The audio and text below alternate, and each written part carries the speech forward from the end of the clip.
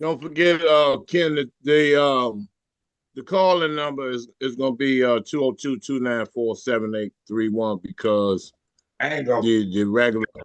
I gotta write that down. I'm not gonna remember that, brother. Shot. Hold on. Welcome. We back again with another episode of Vocal Dialect Podcast. I'm Knowledge Born 7. I'm here with my partner in crime, Kenwado Akil. I'm also here with my good brother, General Shaka, saying co of the Street Law Soldier, as well as my good brother, Gerald Moore. We are here with a very special guest.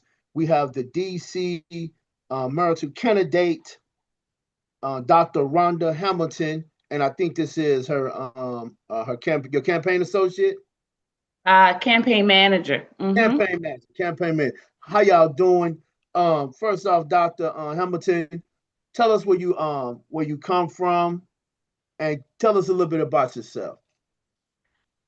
Thank you. First and foremost, thank you to the Vocal Dialect platform for inviting me to visit the platform. I am a native Washingtonian, born and educated and raised in Southeast DC. I am a mental health advocate as well as a former real estate broker, and I'm currently an insurance broker as well. And I am the daughter, a proud daughter, I should say, of a deceased military veteran and a lovely mother who for many years battled with mental health challenges. And yeah, I've come forward to bring all of those years of experience and professionalism to the forefront so that I can help lead our city into a different direction, a direction that we've been needing for quite some time.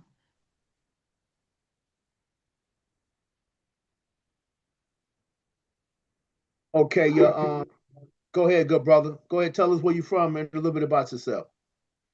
Yes, how y'all doing? My name is James Hutchins. I am from Alexandria, Virginia, right outside of DC, right over the bridge. And yes, I'm the campaign manager for Dr. Rhonda Hamilton. A little background of me is I'm a a current business owner and also an advocate for the incarceration community.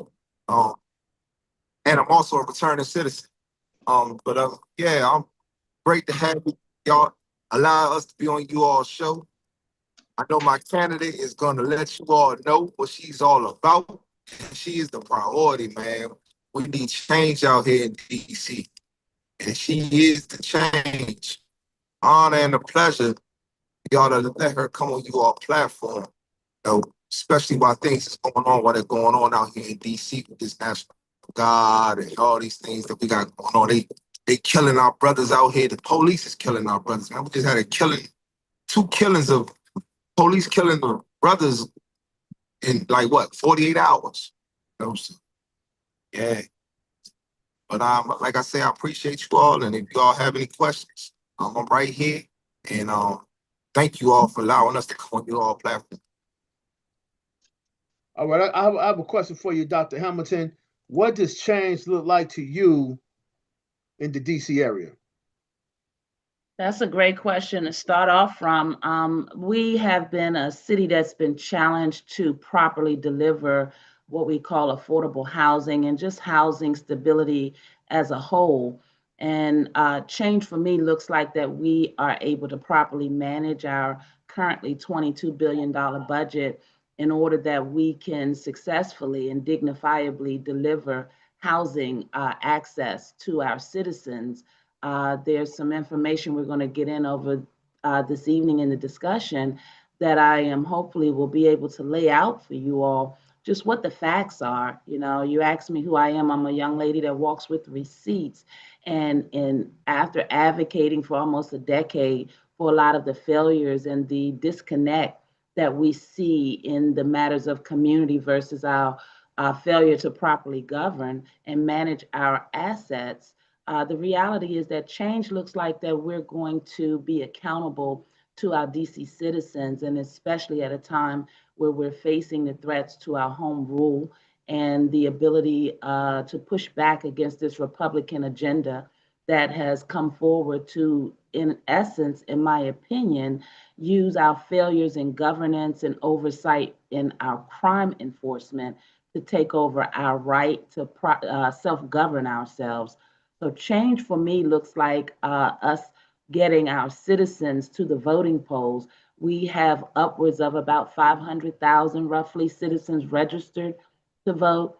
And for the last multiple local voting cycles, we have seen just 200,000 show up to vote. And so what that means to me is that we have more citizens that are not voting than that should be voting. And change would represent that we can deliver leadership and accountability that would motivate our citizens to be engaged and to vote. And so change would also look like making sure that I am properly governing the taxpayer monies that many of our citizens who are frustrated that we have allowed so many programs to fail, which is why I believe we see such a failure in our public safety abilities. And so we've got a divided city. We've been mismanaging our affairs for quite some time to the point that it seems that it's created a very dangerous divide. It seems like we're divided into a us versus them, those that have and those that don't.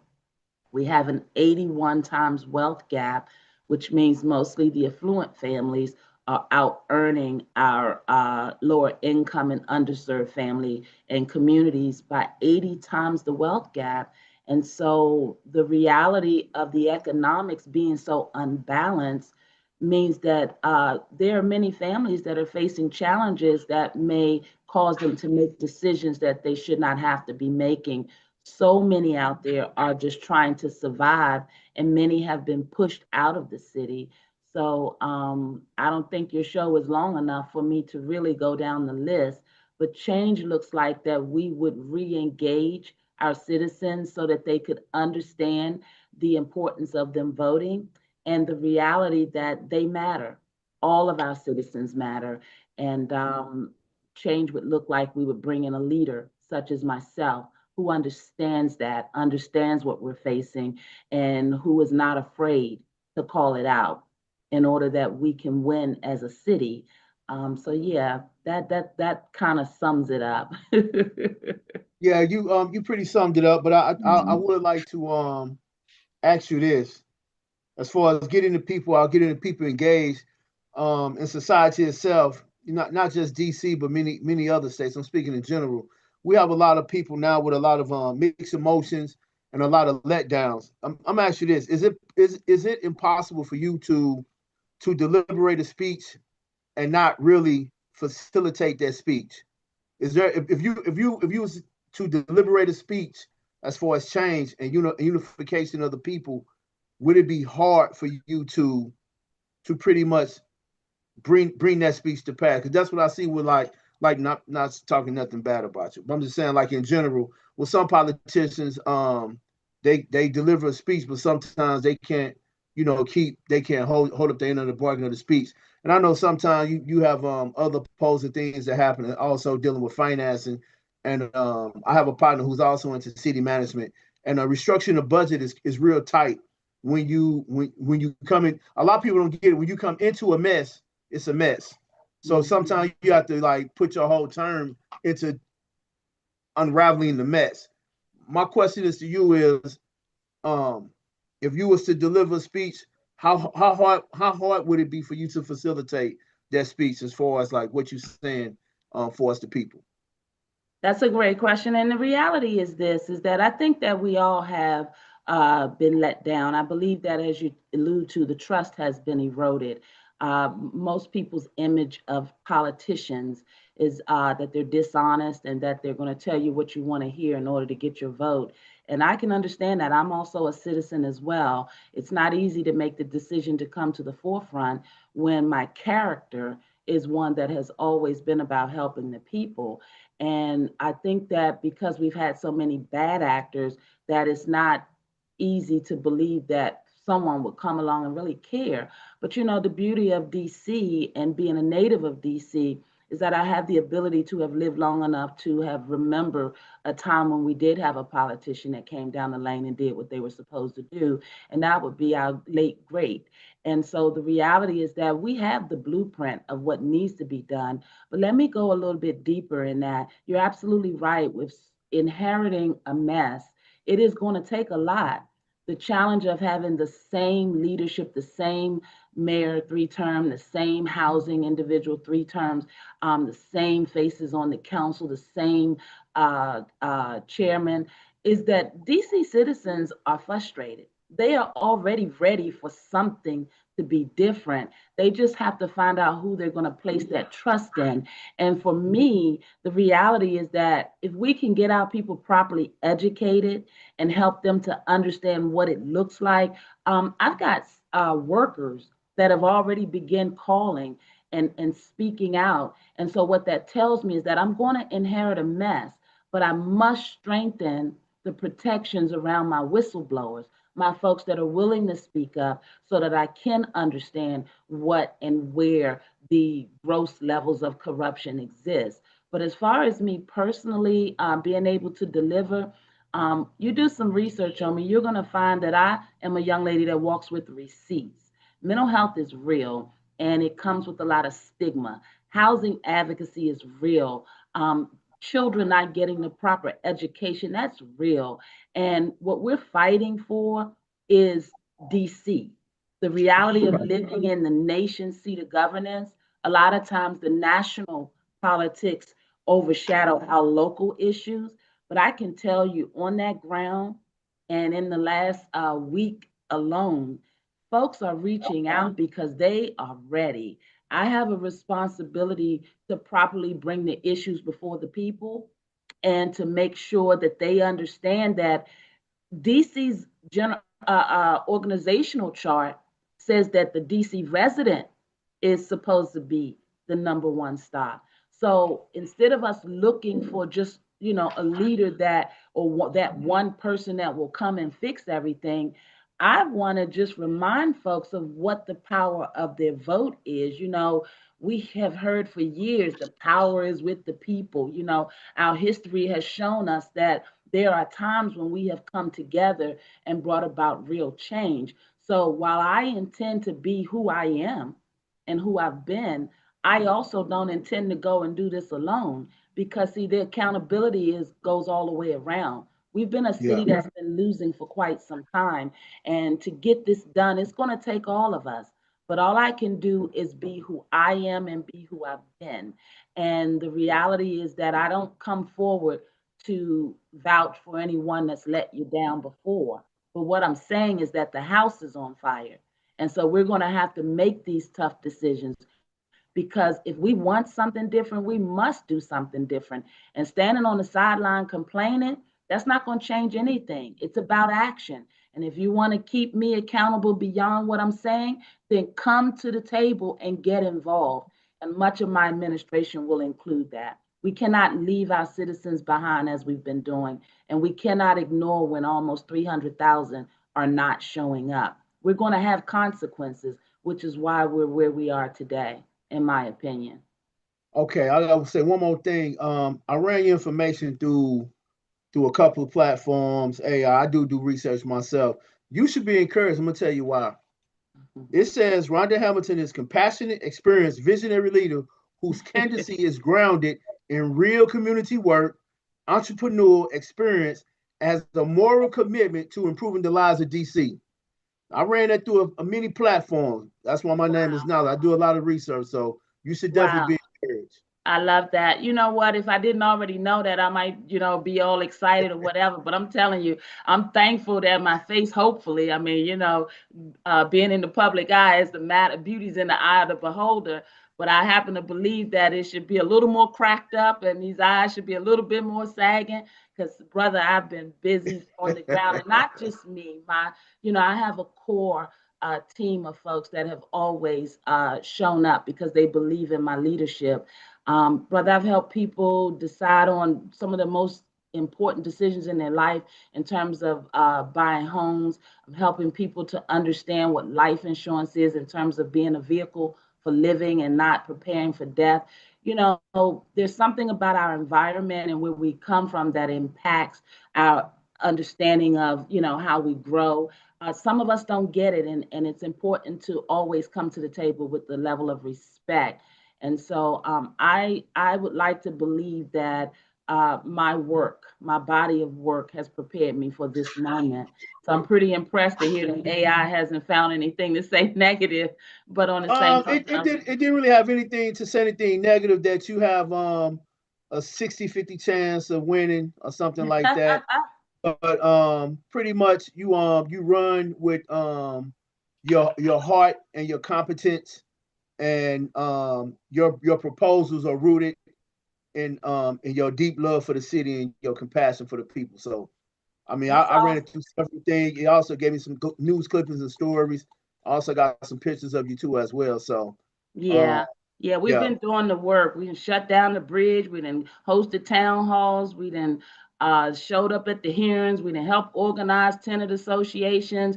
We done called out the mayor, put her on a report card, called out the housing direct chairperson of housing. I've been meeting with Mendelson for the past 6 months, well, actually a year, trying to get legislation to address some of the housing challenges we have with the slumlord. So again, I was raised by a wonderful village, and my grandmother says you can tell about your living and your dying. I don't want to have to die for people to know that I'm the real deal. You know, I'm human. I'm not perfect, but I do have a love of city. And the reality is that we can do this better, and that's why I came forward. All I I say had is a keep doing question. what you're I had a doing. question for you, sister. What would you Okay. do? What would you do differently that the current mayor of DC isn't doing? That's a great question. So I'm going to start with the hot button item because again, I believe that at the base of everything, if you don't have a solid foundation, it makes it a challenge for you to really go out and do things that you like to do to accomplish in this world. And I believe that housing is such a hot button issue. I touched on it before about the reality of us understanding the nuances in politics when we talk about affordable versus, who they're having that conversation with. But let me tell you what I'll do differently. We just saw an article, I'll use it as a reference, where we forfeited over the last 10 years upwards of 35 million. And we, in the same setting, have been bailing out and placing developer issues and corporate issues above the needs of the citizens, which has obviously divided us because obviously we don't want 100,000 families sitting at the poverty level. We don't want to see people waiting 2 and 3 decades to be able to find housing that they can afford. We don't want to see people still being pushed out of the city. And so, what I would do differently, one, is make sure that there's proper access.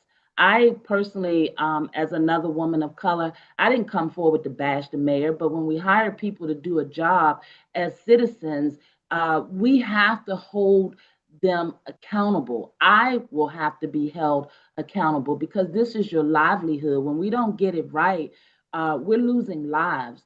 Our children, many of them are being traumatized by the environments they're left to come up in just because we haven't been able to balance out the economics. On the west side, we've got 70 plus, I'll say, because we're constantly changing in our landscape given this agenda, but we have 70 plus grocery stores west of the river, and east of the river, we've got roughly 3. So when you look, the imbalance is so visible, but on the same token, we got citizens that have moved here, that live here, that pay a pretty penny for taxes and otherwise, who are prisoners in their own home because we haven't properly managed our affairs. And so the mayor's responsibility is just that, to be the CEO of the city and properly address the issues of the city. And I believe that she must have come in office with the best intentions, but we all have moments in our being that we got to make decisions. And we shouldn't be making the kinds of decisions that we can't come back from. And so there's a lot of corporate relationships, a lot of handshakes going on, that money's being tossed around. And when we don't get it right, it's affecting someone's livelihood. It's affecting our youth's decision whether or not to go out and create a crime. When in the world do 12-year-olds go and commit carjackings and murder? Those are red flag moments. And as the CEO of this city, I have a responsibility to make certain that I am going to direct the proper resources and again make sure that the access ways are available because our taxpayers should not keep having to bail out failed programmings and then take excuses for why we couldn't do it better. As a mayor of this city, my citizens' needs will and must come first. You can build business and create strong economy by also making sure that the citizens have access. And I don't believe that our mayor has focused on that. I believe that there are agendas that have been favored or prioritized over the well-being of our citizens, and that must be addressed and it has to be stopped.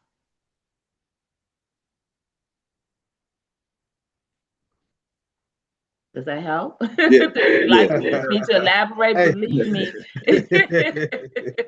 I But think, look, go ahead, Drew. look, how you doing, Dr. Hamilton? And How's it going, I Gerald?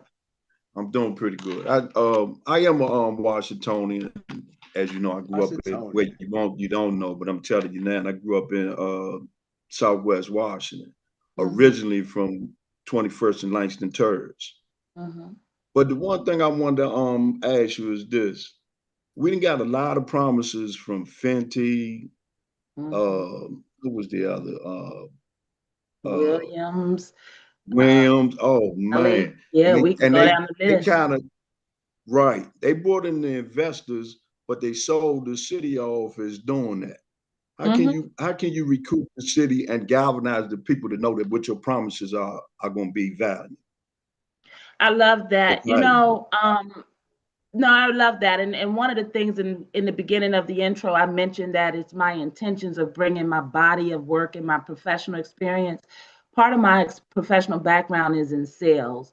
And in sales, you obviously are negotiating deals, you're meeting people across the spectrum.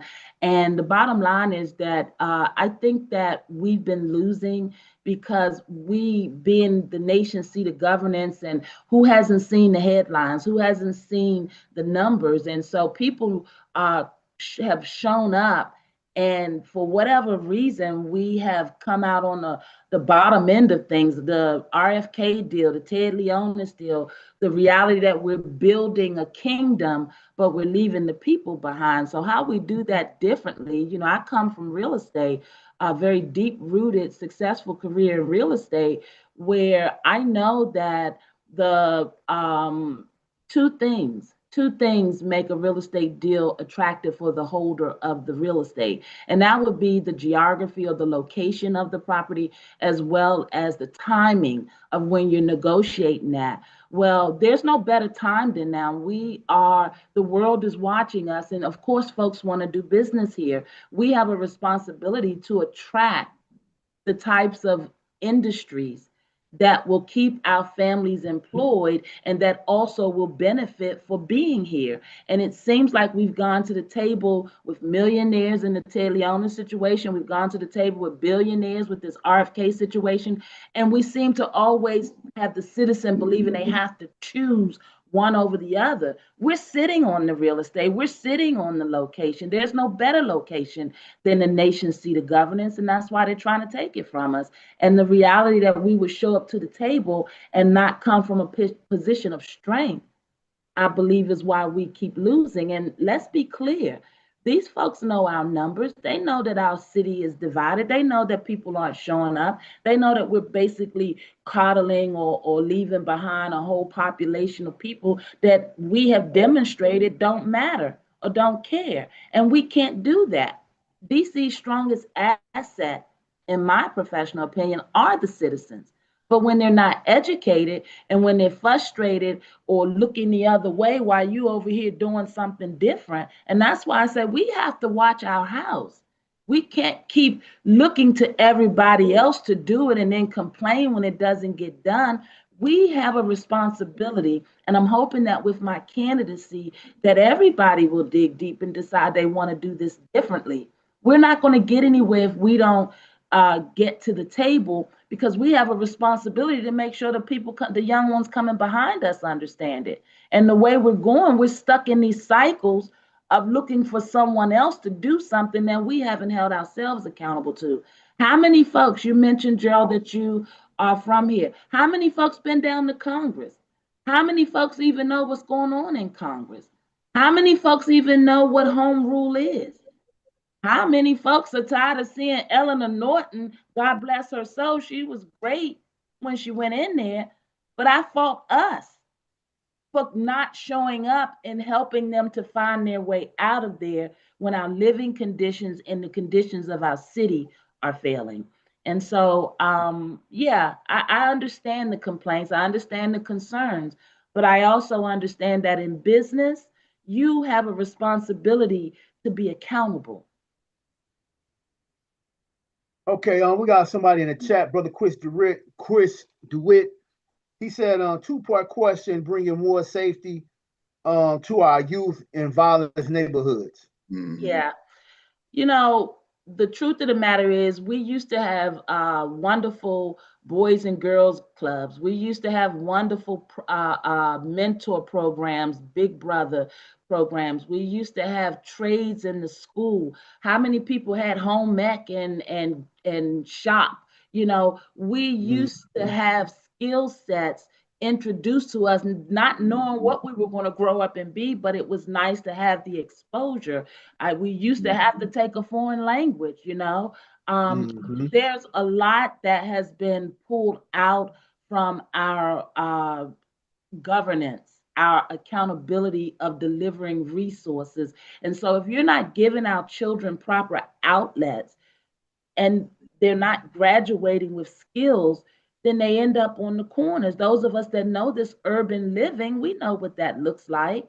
Yep. And so we got to be intentional about making sure they get what they need before we graduate them. And then for our young adults that have already graduated, we've got to be a city that understands that not everybody's going to be college prepared. Not everybody is going to be able to make the six-figure jobs. But the reality is that we can still create intentional business relationships. You know, these young adults are into, you guys, your the technology, the YouTube, the entrepreneurship. We got to be able to train and educate more of our young people to see their capabilities and to understand and find their purpose. But we're too busy holding our purses because we're afraid, when the reality is that many of them, if you show them the respect that they deserve, they will reciprocate. So when I see this acting out, I see it that we have failed them. And so I look for opportunities to reach them. I'm not going to be a mayor funding a myriad of youth programs and your program doesn't take it into the household, because it's not realistic to expect that we can transform or reform young minds, young troubled souls, if we don't understand the dichotomy or the makeup of what's influencing them. And to do that, you got to be able to go into the communities to do that. Well, I've been in the communities, I've been on the ground, and I understand that we're not going to save them all, but we got to save most of them, because jail isn't going to do it. Many of them go into jail and don't get the services or the proper people get challenged when I say mental health. When I say mental health, it's not about always being diagnosed or illness. Sometimes they don't know how to critical think. They don't know how to handle their emotions. Sometimes they're carrying baggage and they're just out there trying to keep up and survive, because it's survival of the fittest. And the truth of the matter is, there has to be empathy that is embedded in my ability to be hard nosed about coming forward and making governance decisions to bring us back on track. What we can't do is to keep failing them and expect them to somehow find themselves and do something different. Many of us of my generation, it took us half our life. Some of us still trying to find ourselves, but we want them to do something sooner than what we've been doing. And that's not realistic when the economics are so lopsided and the intention is not for them to go anywhere anyway. Who are we talking? What are we talking about? Our city's for sale.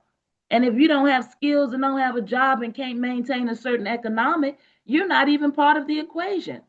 How is that even possible? But they want your vote when they're trying to stave off, what we're dealing with now. which is the Republicans trying to take us over. So the moment that they've been trying to stave off is here. And what I say is, amidst the chaos, we have opportunity. And so what we will not do is to keep the band-aids on and keep falling for the press conferences and the mayor and the council members telling us that, oh, this is the reason why and it's going to be okay. And then we show up and see the same thing again. No, we're going to save our youth by being intentional, by going into those schools, by creating these trades, by making sure that the programs that we're funding are properly providing the resources and the skills so that these young people can pull themselves out of it. And so I'm simply going to give them a choice. Keep doing what you're doing and end up where they're pushing you and where they want to see you, or come to this table humble and let's see how we can help you get ahead. And I got to hold these programs accountable. There is no such thing as a program that is too big to be able to fail, a resource too big to be able to fail. And see, this is where my big mouth get me in trouble, but I'm sorry, I have to say it. My SUM programs, my Bread for the City programs, all of the ones that are traditionally in the community doing a great thing, but I got to see the impact.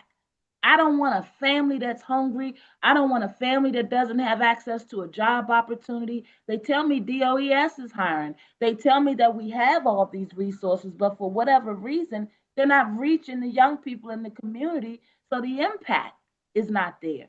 Well, why in the world would you be able to still keep your job if your job is to impact the community, to keep the public safe and make sure that you're creating upward mobility? They're failing. So you saying it's money there, but the money is going somewhere else? Let me Mm-hmm. give you a Are they worried? statistic. Yes, I'm saying that, and I'll go on record for saying that. You do the homework. In the last 10 years at least, considering with this housing failure, last 10 years, we have not properly spent or managed the monies that we've gotten from the federal government in order that we can provide housing. So you know what happens? We have to send the money back. I'm gonna give you a chance to lament on that. Now, the reality is that we have a housing production trust fund, which is a fund that we maintain to make sure that we're providing housing. 50%, we put hundreds of millions of dollars out of our budget goes into the housing production trust fund. 50% of that is supposed to be used for housing that will house families that fall 30% under the median income. So here we go. Let's go to school. On average, our median income is 106 million. It's gone down. I'm saying 106,000 a year. It's gone Right. down because we've had so much fluctuation. It's closer to 96, I believe. But let's just use 106 for the example. 30% of 106,000 is roughly $31,000. If you're someone in our city that's making less than 31,000, we're supposed to be advancing monies from the Housing Production Trust Fund to make sure that your housing is covered. We have not been managing that money properly, so we're sending it back to the federal government. And your mayor misspent. I said 92 million. I went back and looked at that because it didn't sit right. It's 82 million. She misspent 82 million on all this developing, and it did not meet the rule of the 30% below median income. You know what we spent in 2024 for those families? We spent 19%, and we can spend up to 50%. So when you start knowing the numbers and the nuances and the policies, and you understand what the representation of the failure really is, we have a failure of leadership. And I keep saying that we don't have a housing crisis, we have a leadership crisis because they found something they can sell us and they've stayed with it. And you know why we stayed with it and why they think we stand with it? Because we haven't voted them out. So we get frustrated, fall back, don't show up. They go back in office and they take that as a sign that, what they're doing is working. So why would they stop? Our youth didn't just start creating committing these crimes. We've been banking young people and young adults for a while. Our city has been in a public safety challenge for quite some time. What about the 911 calls and all the fiascos down there? And we watched the mayor appoint the same director that the audit showed wasn't doing a good job. So But like, did we question it? Did we call it out? No. because a lot of people don't know, I don't live in DC. I'm down here in Atlanta, Georgia, but I Mm-hmm. feel wherever you live, more of us should start going to our council meetings and stuff like that, our local meetings, to know what's Mm-hmm. going on in the community. We don't go, so we don't know. So they do what they want to do. Am I correct? Yeah, That absolutely. I is was true. just in a meeting last night. What was it, Ward 5, Jay? We were over in Ward 5 at an ANC meeting last night, and there were basically more of the ANC commissioners than it was in the audience, and it was six or seven ANC commissioners. There were four of us in the audience, and maybe 3 to 4 on the Zoom. Our wards average 80,000 people per ward. Mm-hmm. Yeah. You I You can't know. know, you can't it's, hold people accountable with 10 people showing up. It Right. doesn't. Yeah. yeah. That's I the read an big problem. article Because about people this. don't know. A lot of people don't know because they don't. We don't go to our councilman meetings, our commissioner meetings, and stuff like that. How long has the current mayor? Did she do 1 or 2 terms of DC?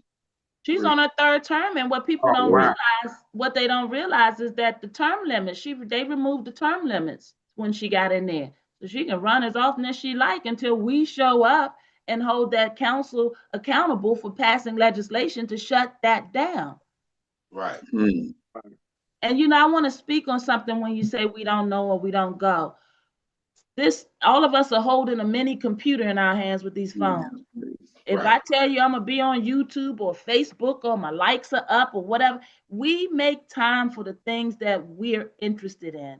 And again, if we want something different, we've got to do something different. And sometimes it's intimidating because you didn't get it and you get to a certain point in your living and you don't know how to humble and just say, look, I don't know, but I'm trying to Right. find out. I'm here today. And that's what I'm hoping that my candidacy will motivate folks to do. We Yeah. can we can start right where we are today, Yeah. do something different. Yeah. Right. Yeah. Those are your two keys so far. Your broad-based community coalition, and your focus would be on undeserved and undermobilized voters. And this would be your success of your campaign. And pretty much you already doing it, bringing the awareness to the things that need to change, and not just bringing awareness to it, but also having a solution for it as well. Absolutely. Building a community that's already built is long suffering. I'm gonna say it again. Building a community that's already built is long suffering. So hey, you got a job before you. Yeah, I do. And let me make sure I clarify something because I have my folks out there, oh, she's not polished, she's not, because they're looking for a certain conversation. That's that experienced person that is showing up to the meetings. That's just like putting the narrative out there that all of our youth are in trouble and they're not. So it takes the limelight off of the youth that are really showing up and doing the work and doing what they're supposed to be doing. And so that's that imbalance we speak of. And I think our parents would tell us that sometimes they give more attention to the child that they know is troubled as opposed to the child that they, can figure it out. And I think that's kind of the position we're in now. While I am very familiar, very boots on the ground, very community centric, I am a self-employed business owner. And so I understand bottom lines. I understand that we are basically carrying the weight of the failures of these very things we're talking about. But if we don't stabilize these issues, it's going to continue to cost us taxpayers. And so my motivation is to be able to show that we can coexist and we can properly manage and govern our affairs so that everybody is winning. Right now, we got an 81 times wealth gap. So the reality of folks that don't have these housing issues, that don't have these needs for SNAP and these other resources, obviously their living isn't going to change. But if we don't find a way to come together and acknowledge that our division is what keeps us vulnerable, we're going to lose our city. And when we lose our city, now we're going to have a different conversation. because we already see them taking away the Department of Education, showing up in people's lives and violating their rights. I sat in court today, no probable cause, no warrants, but we got folks being shuffled, locked up, shuffled out of here. Look, look, this is all of our problem. And as soon as we're willing to accept that, then we can get to work on doing what needs to be done to fix it. So I am not just a candidate coming forward to call out the woes and focus on the underserved. I'm coming forward to protect our purse. Because if we don't audit this money and understand why our taxes are simply going to processes that are not changing our public safety, processes that are not allowing us for our own children to have access to the resources we want to see them have, then what are we doing? What are we doing? That word citizen should come with a larger level of accountability. And I Right. think when we're losing, you know what happens when sports teams or otherwise, marriages, relationships or otherwise. When you lose and you start pointing the finger, the blame Yeah. game, and then that divide gets deeper because you're in an unhealthy space. All I'm saying is that as a city, if you truly love DC and the history and the legacy of who we are, you should have your sleeves rolled up and say, look, I don't know this Dr. Hamilton, but I got to find somebody else until I find somebody else that's going to break this thing down the way she is, until I find somebody else that is as educated and familiar with the problems on the ground in those areas that I don't want to have to visit. You're going to have to make a decision. And to stay with the same patterns of failed leadership, then you got to blame yourself. That's So let me true. ask you this question, Dr. Hamilton. I think I recall that you on your interview you said that you running independently. You're not Yeah. affiliated with Democrats or Republic. Yeah. So And if you what? knew me, you would understand that. But go ahead. I'm sorry. No, you can go ahead. I just Yeah. what I I did always, want to do. Go ahead. no, Finish. you You go ahead. finish first. I'm sorry. Okay, the reason why I asked that because most people think that most of the mayors, I think if I'm not mistaken, Marion Bow, she's Democrat. Mm-hmm. Mm-hmm. Yep. Yeah. We're a So blue would you city. would you choose right, right. So with you running independently, how would you get the Democrats that we know Democrats always vote for Democrats? You know, Yeah, let's Republicans talk always about vote that. for Republicans. So how Yeah, would you get how yeah, would I get them?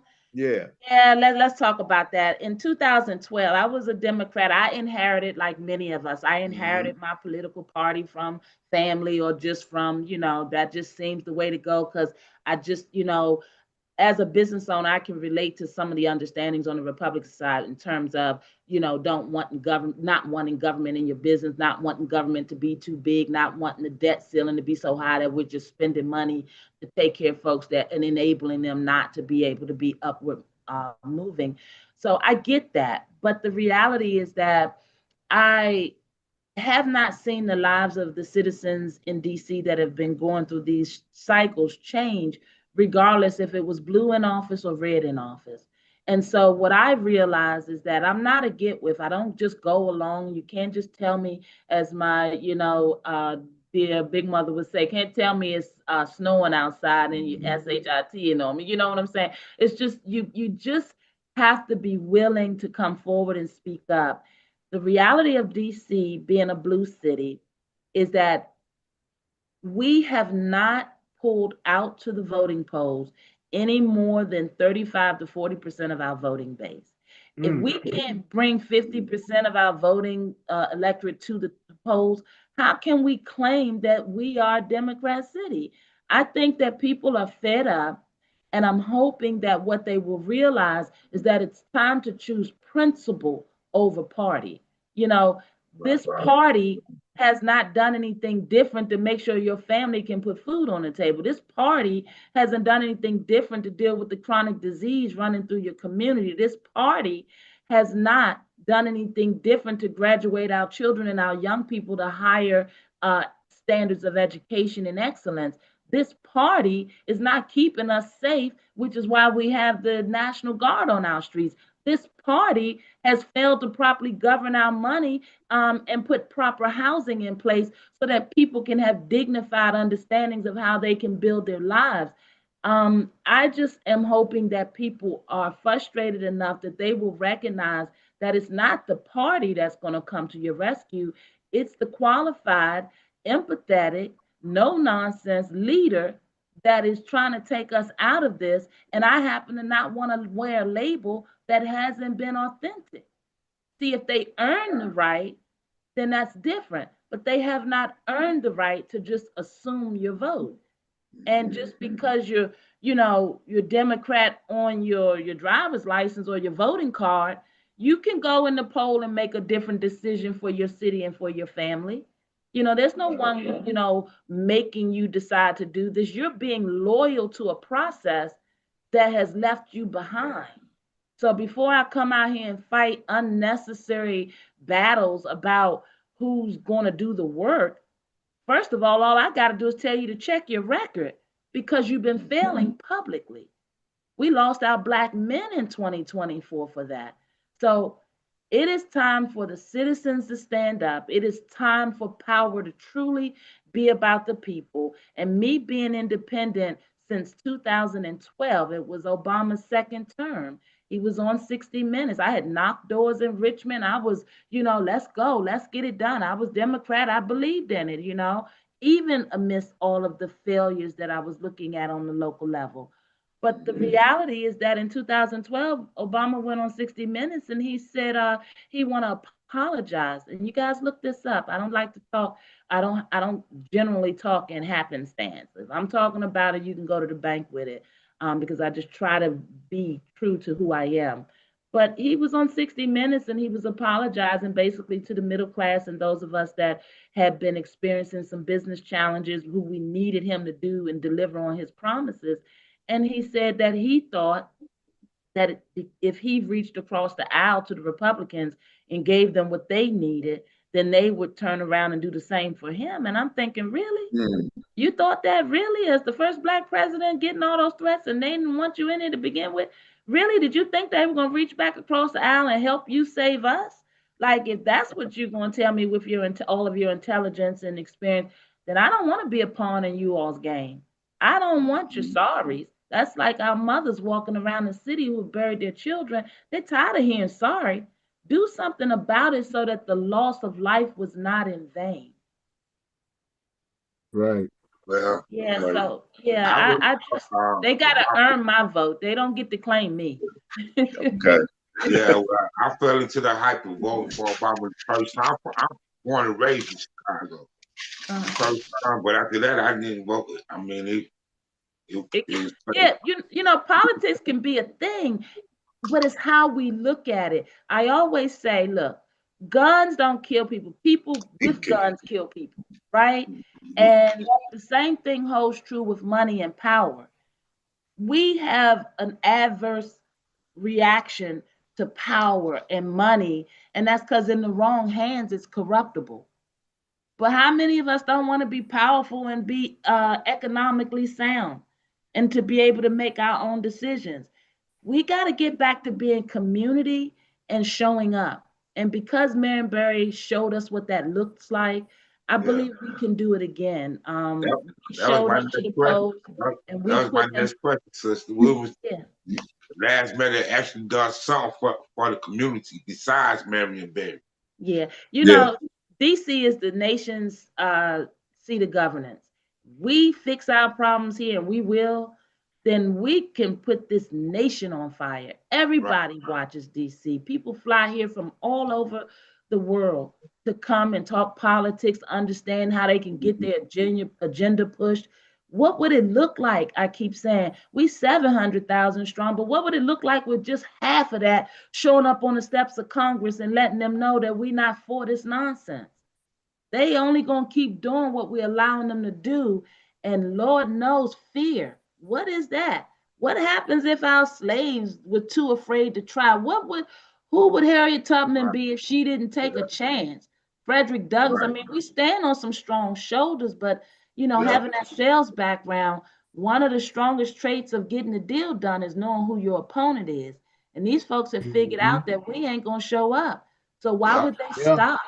You that's know? that's that's Yeah. that's your main thing. When I did my Yeah. research, it's the voters. Yeah, it's like we're not So fighting as far anymore. as, as far as you being authentic, you have that. Articulating, you have that. As far as you being for the people, you have that. Your main thing is the voters, Yeah, and being a champion for the people. yeah, Those are the main things, and my whole research that I found, that you would definitely need is the voters and you being a yeah, champion for the people. yeah. Her Look at let these me bumps into say this, man. Go ahead, brother shot Shaka. in the street like Um, soldiers because they gonna help you out. They up in DC. Trust You me. You know good what? people. I believe, to be honest with you, maybe I'm naive, but I'm betting on my people. You know why? Because I love all our citizens. I love the fact that we have such a diversity because that means we have opportunity to grow. Because we need to learn and be exposed to other cultures so we can understand how to act outside the bubble or the silos that we tend to live in. But the reality is that when you are native, and I Yeah, say native because generally I'm seeing generations of folks that are just being upended and pushed out. When you are native and you know the spirit, the true spirit of DC and how we were, we're not perfect. We didn't come through being having the crack epidemic and having the murder capital. We've come through some transitions, but the truth of the matter is I came up at a time where you couldn't go anywhere on the block or anywhere 2, 3 neighborhoods down and not be able to vibe, to have community, to look out for one another. When we had the snowstorms, you didn't have to ask somebody to push you out. right. People already coming with the shovels and 3 or 4 Yeah, before you know it, coming yeah, behind to push the car out. Now we walking past one another. We can't yeah. even say hello. And That's some days ago. that Yeah, energy has come into our town and has allowed us to forget who we are or who we're supposed to be. And we're too busy trying to stop the crime. And, we call our young people menaces, but I happen to believe in my generation, they wrote me off too. I'm sure it's a lot of yeah, people yeah, that know Yeah, me we that all were. saw me coming up and like, was she running for mayor? That little wild child, that mouth was on. I saw something very profound. Maya Angelou, when she was 20 years old, was a prostitute, right? Malcolm X at 20 years old was, doing his thing out there in the street or what Yeah. have you. Where would we be as a culture if we just stopped there? If they didn't go on and become as great as they are or did? We all could be something different. right. We have a responsibility. And to my generation and above, the baton has been passed. It is time for us to step up. This I is correct. think our Shaka era. I think, but General Shaka wanted to say something. I Go cut you ahead, off. Shaka. Okay. Um, first of all, she is our mayor. She As is our far as I'm mayor. concerned, remind me of Marion Barry. Conversation that we had Friday, myself, your campaign manager brother Jay Hutchins, and Victor Booth was, deep and personal, and it was inspirational as well. But for those who may not be from Washington, D.C., and even those that are from Washington, D.C., that don't understand the political history of Washington, D.C., after uh, Mayor Barry's term ended, there has been an array of people: Sharon Pratt Kelly, Anthony Williams, Vincent Gray, Adrian Fenty, and even the current so-called mayor. Mm-hmm. Um, all of them were handpicked. They were ushered in. They Mm-hmm. made backdoor deals with the globalists, and Mm-hmm. they agreed to follow a certain agenda and a protocol. Mm-hmm. None of them, none of them have any black experience. I'm talking about not just in the trenches, but just the black experience, period. You know, um, they were just existing and living in certain parts of the city, but they don't have the DC experience. They were handpicked, opposed to Dr. Hamilton, who has the Black experience, has the ability to go into these neighborhoods, into some of the worst povertized, underprivileged, mental and emotional hopelessness communities, and give people inspiration.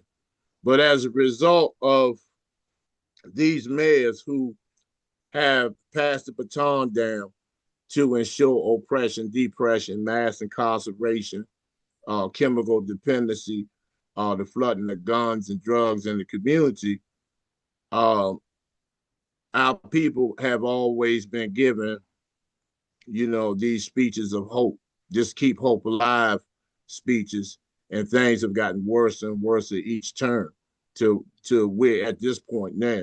So it's, I don't think it's going to be that difficult to convince our people, to try to give this term a chance, give this sister a chance, this mayor a chance to make some changes and turnarounds, because she has been in the city, opposed to these other mayors and even the police chief. They only come for press conferences. And they falsify statistics of the murder rate of the homeless population. And our people have been so blinded by this. And a lot of our people are conditioned to just go along with the program, just try to figure some things out. And in a lot of cases, they begin to accept oppression and condition themselves and create this poverty mindset. And so when they see people come through, because it's a new day, it's a transformation of energy. It's some new changes coming. It's just that the people are going to have to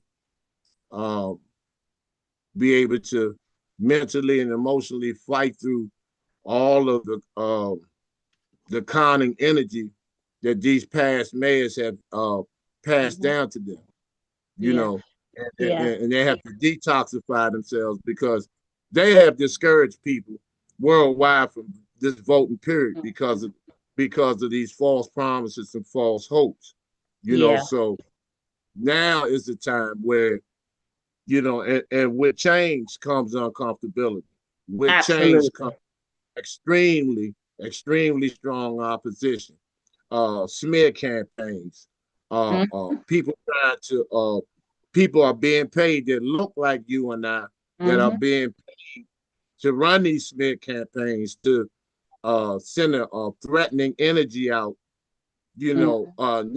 not to the mayor, but to the residents, because our people are paralyzed with fear in Washington, D.C. This is why they haven't attended these ANC meetings, because a lot of them have given up, because I used to attend all these council meetings over the last 20 years. I used to go, and like you said, Dr. Hamilton, it's just a few people. Yep. I've stood there and verbally battled these people, but to no avail. Is the support is scarce. So now, and, go ahead. No, I don't want to cut you off. You want to roll? It's your show. It's your night. No, right. Something you touched on something, and I want to be very clear. We have over 700,000 citizens, and in that, out that chocolate city label, and as I say, that is more psychological to me, because we're always going to be chocolate, and chocolate city is always within who we are and in our structure. So we're not losing anything in that sense. But I think that, again, that goes to what that media message is out there that drives our psychological to keep us focused on the other conversation. The truth of the matter is, you talk about the establishment, the agendas, them deciding who's going to go in there and them agreeing to go along. One of the things that I stand 10 toes down on is that I am my own person, right? You live long enough, it has to be about more than the money. Money is the root of all evil, right? The truth of the matter is, I am the legacy of a DC soldier. I am the legacy of a family and a mother and a community and a school system and, mentors who fought for me to do what I'm doing now.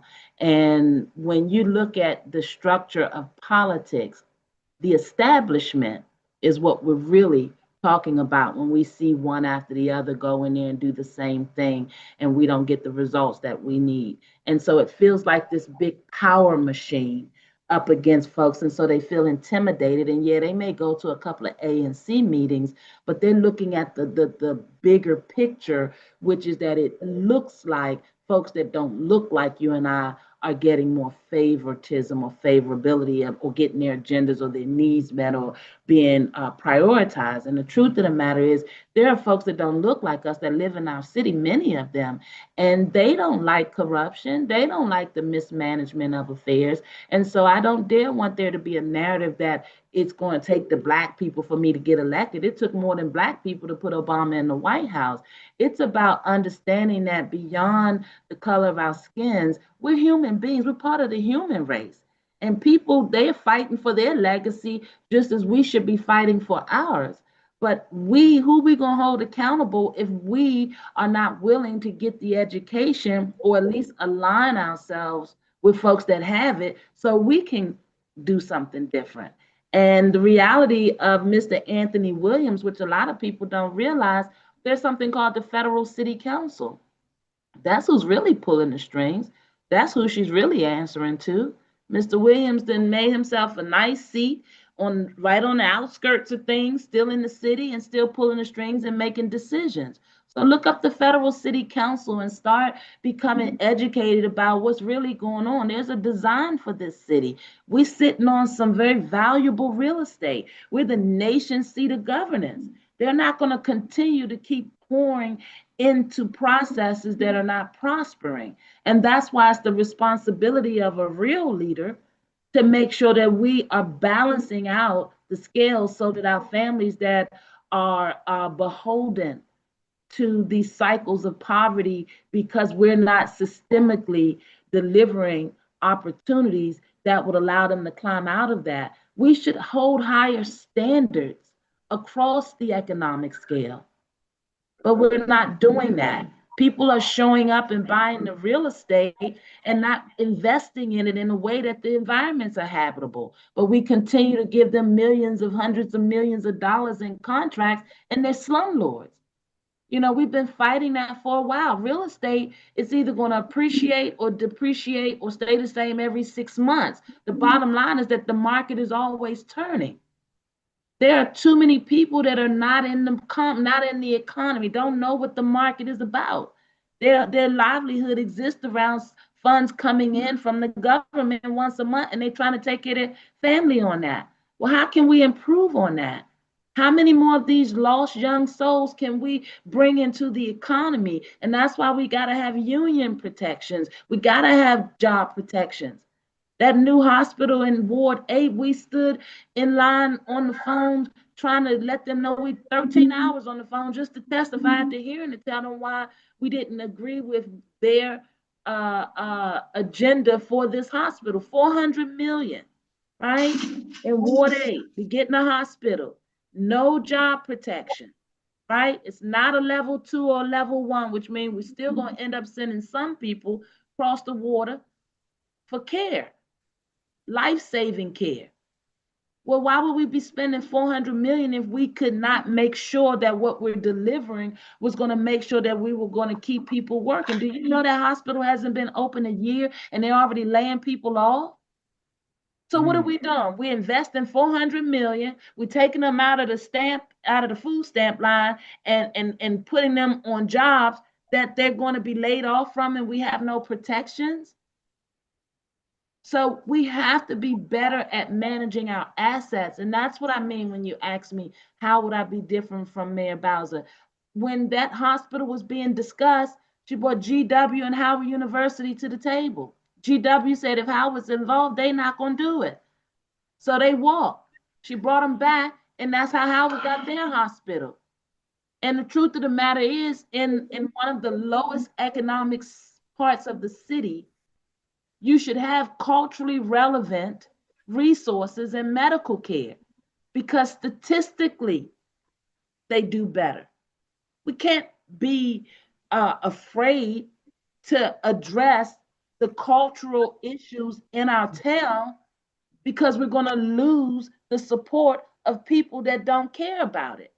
See, as a leader, I got to know what's best for our city because I know that if everybody is gainfully employed, that is able to be, everybody that needs the resources that they need, our children don't feel like they have to hang out on corners because they lost or don't have access to higher living and economic realities, then we're not going to win. And that's why we're in this mess, because we're not addressing the totality of our problems, because the establishment says don't color outside the lines. If you do, don't have our support. And that's why we're here. I'm an independent. I'm running a humble campaign. If you don't believe enough in me to to go to the site and donate $10, $100 or whatever, then you won't help me to do what I need to do. Does that mean I'm going to stop? No.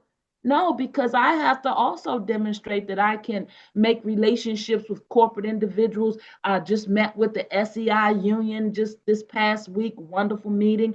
The UAPD union is endorsing what we're doing, the Union of American Physicians and Dentists. Why? Because I was on the ground doing the work with their Unity Healthcare when they couldn't get a member on that council to speak up and help them save their doctors who were leaving. They care for over 60,000 of our underserved citizens. And the doctors were leaving because the upper management wanted them to see don't spend more than 15 minutes with those folks, because poor people don't have issues where they need more than 15 minutes with their doctors, dealing with diabetes, asthma, dialysis, cancer, 15 minutes. Because if we don't set the standards, if we don't make sure that our governance is balanced, then the bottom of the totem pole is usually going to be people that look like you and I. And I will not apologize for addressing that, because in the end, as a city, we're all going to win. But yet, we'd be crazy not to believe that there are not systems at play. But what I will not do is come forward and offer more of the same. And so I believe that in our strategy, if we're moving at least 15 to 20% of that population that's not voting, we've already changed the game. All right. We in A the show. couple of people in the chat say you are already doing the work up in DC. Yeah. If I have my way about it, I've been rolling some things out. We just launched the Black Wall Street DC Operation Save DC to try to bring more small businesses back, to create the same spirit of what we had back in Tulsa when they shut it down. From a government standpoint, we still have to be resourceful enough as a community to come together. And the truth of the matter is, we do have the ability to do that. We just have to retrain our folks to understand differently. DC has always been a city that will take care of its seniors and its youth and our families, and there's no reason for that to be any different. What we have to do is learn how to coexist. We got to slow this gentrification down, because we don't need to be pushing people out. We need to better manage our assets. We need to stop accepting the excuses from them that they can't do any better. If they can't do any better, then we need to show them the door, because they have been mismanaging the money. And for a better part of a decade, we have sent quite a bit of money back to the federal government that we could have been utilizing to address our city better. And so there's so much that I have to deal with. I have a commission on wellness that I'm going to bring forward, because with 25,000 roughly threatened by this Republican agenda to be thrown on for Medicaid, we need not to be waiting until they do so. We need to make sure that there's a plan B. As a small business, as an entrepreneur, you have to have a plan. You don't eat if you don't know how to make the deal happen. And so I want to make sure that we're bringing the right relationships, want to make sure that any relationship that we bring to this city as a business, that they respect the will and the need of our citizens. And I want to create citizen task force so that we can bring this conversation of politics down to the level where policy making and legislation is not happening without the citizens' input. So many of them don't know what a hearing is. They don't know. They just get frustrated, call their landlord or call their management company, and they sit and they fester. They don't know if they escalate or elevate that issue to the Department of Buildings and get an inspector out there. Every day that that repair goes unmanaged, it's a dollar. It costs them. It's a fee. It's a fine. And the city don't want them to know that. I mean, they'll tell them that when they show up frustrated. But why are we not public service campaigns? You know, why are we not at the bus stops and everywhere else with it so people know how to reconnect to government to have a better way of living? There are too many folks that are uneducated, that are unengaged, and we have to change that because in a capitalist society, they don't care nothing about how mad we get and frustrated and how loud we yell. You have to go after that wallet, after that money. Yeah. Will pay attention when you stop them from making their money. Mm-hmm. Right, fellas. Before we end the show, you guys go ahead and get your last remarks. But Dr. Hamilton, we want to thank you for me personally for you showing up and giving us such a passionate outlook of your personage and your portfolio. I think your campaign is going to succeed valiantly because I mean, you everything you said was compassionate. I mean, I can feel the passion when you talk. I didn't even want to interrupt you. I would hope you kept going on and on.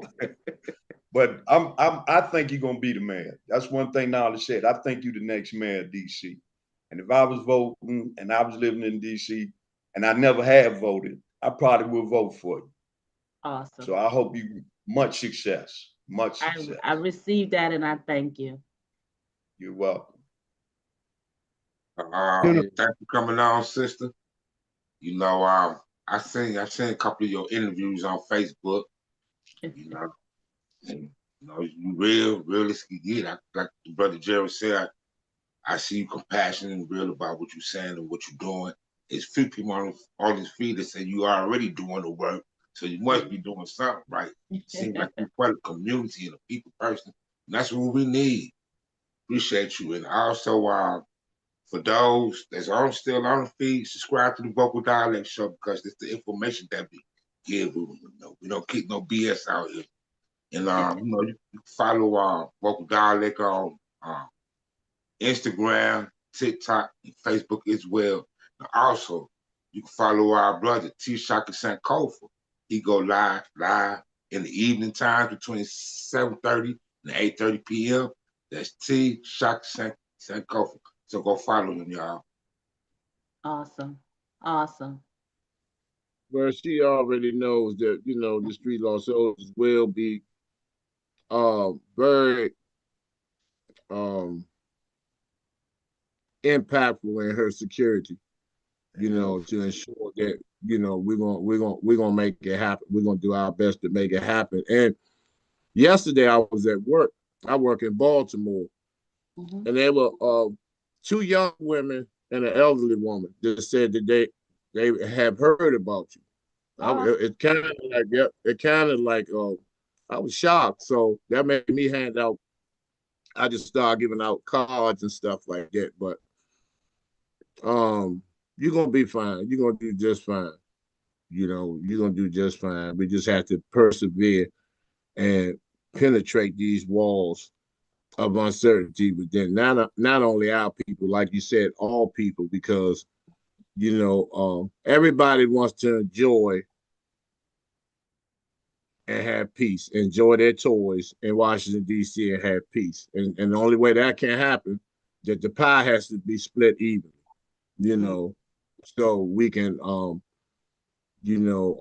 have cohesiveness in our communities. So I think you're the candidate for that.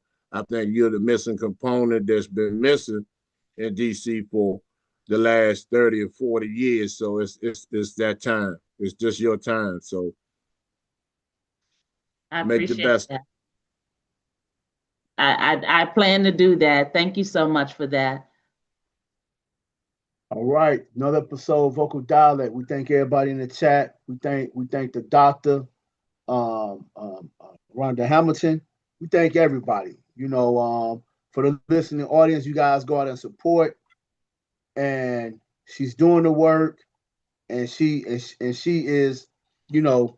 putting a lot of compassion in what she's doing. Commitment to the community.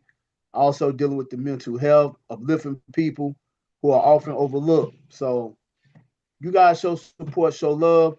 We're gonna clip this video up, and we're gonna put this video everywhere. We're gonna put clips of it everywhere.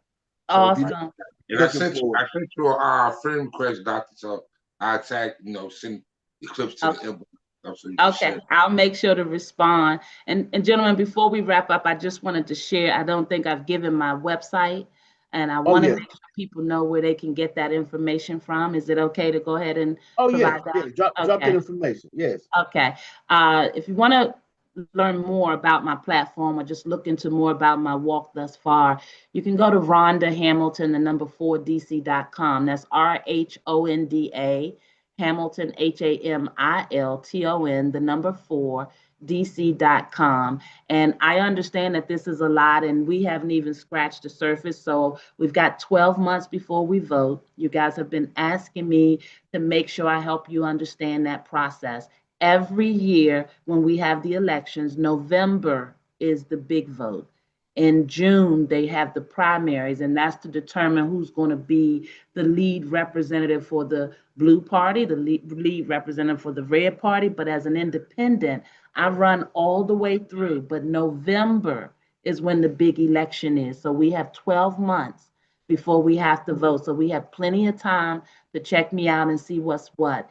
And two final things, there are two bills that have already gone forward from the House to the Senate that put DC at threat. So we need you all. One is the Cash Bail Reform Act, which is going to disproportionately affect people of color, especially those of us that have family members that are coming through the justice system and that need to come out on bail. They got a Cash Bail Reform Act, HR 5214.